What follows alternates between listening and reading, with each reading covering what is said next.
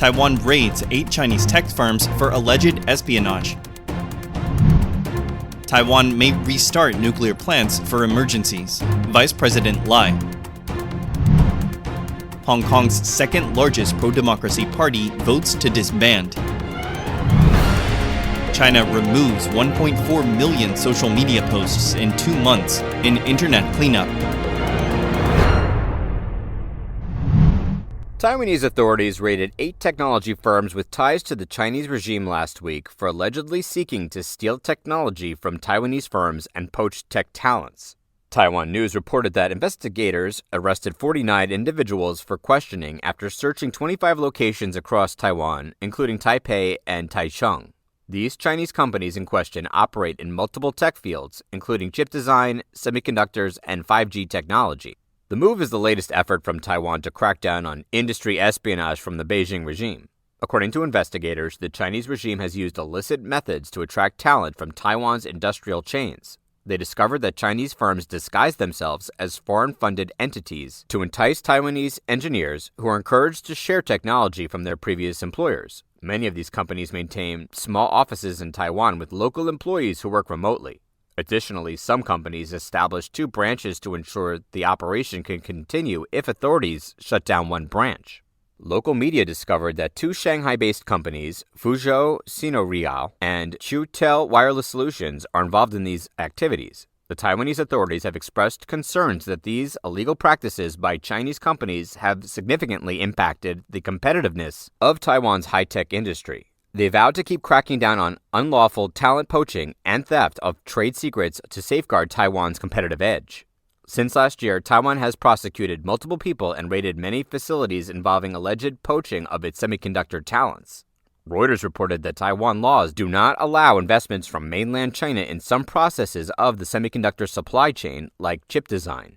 The law requires critical investment reviews in chip packaging, making it very hard for Chinese chip companies to operate in Taiwan legally.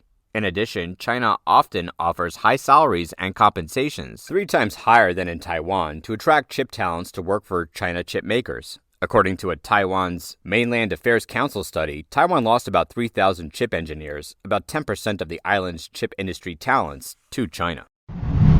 During an exchange with students of National Taiwan University, or NTU, on May 28th, Taiwanese Vice President Lai Ching-te received a question that led him to mention the possibility of Taiwan restarting nuclear plants.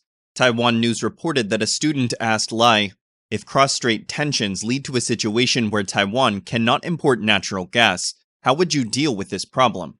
Lai is a strong supporter of green energy and energy dependence, sharing the same view as President Tsai Ing-wen.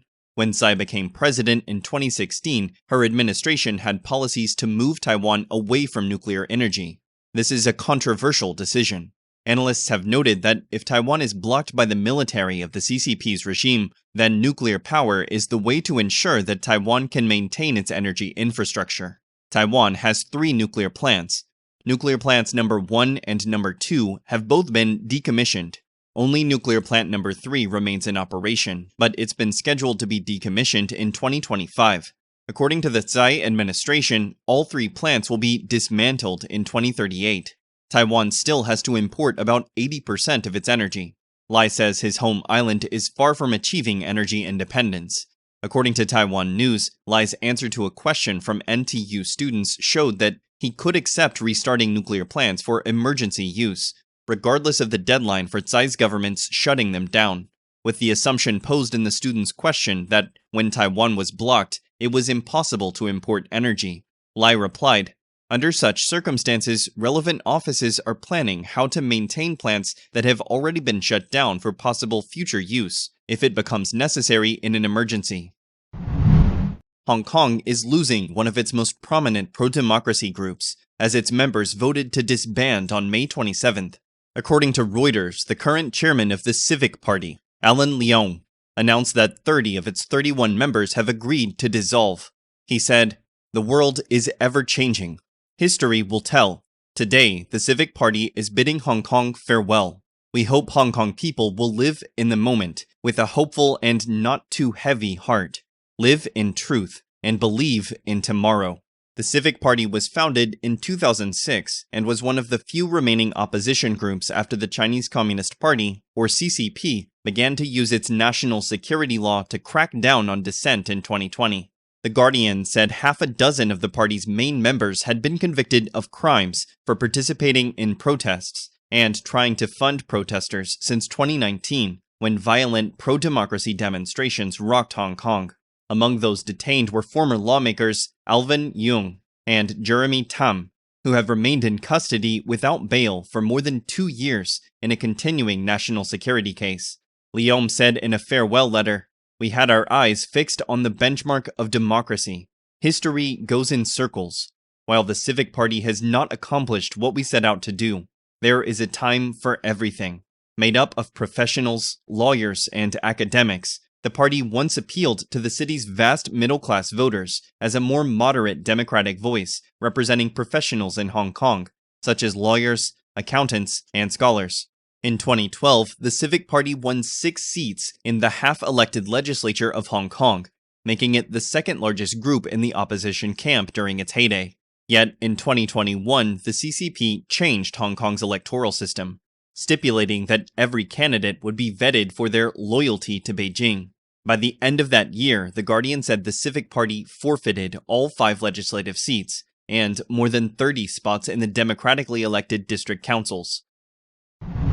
The Cyberspace Administration of China, or CAC, announced that it had swept out 1.4 million social media posts within 2 months in an internet rectification drive. It said in a statement on May 26th that the posts were removed between March 10th and May 22nd. They were uploaded on China's most popular platforms, WeChat, Douyin, and Weibo. 67,000 social media accounts were also shut down along the way, with the CAC categorizing nearly 8,000 as spreading fake news, rumors, and harmful information. The CAC also imposed punitive actions on 930,000 other accounts by removing their followers or having their profit-making privileges suspended or cancelled. The crackdown is part of a campaign that the CAC said is to rectify the illegal self-media industry, a rising source of information among the public besides state-backed media, since they are not subject to political correctness. Among the accounts the CAC targeted, it said 13,000 were fake military accounts, 25,000 were imposters of public institutions, and over 44,800 accounts were shut down for hyping hot issues, clout chasing, and illegal monetization. The statement added that up to 2,089 self-media operators were interviewed by law enforcement. The CAC also gave the police force information about 2,268 other accounts for verification and potential punishment. The cyberspace regulator said it would continue to rectify the self-media chaos and increase supervision. It further encouraged citizens to join the drive. The statement said, "At the same time, we also call on the majority of netizens to actively participate in monitoring and reporting illegal self-media, provide clues, and jointly maintain a clean cyberspace."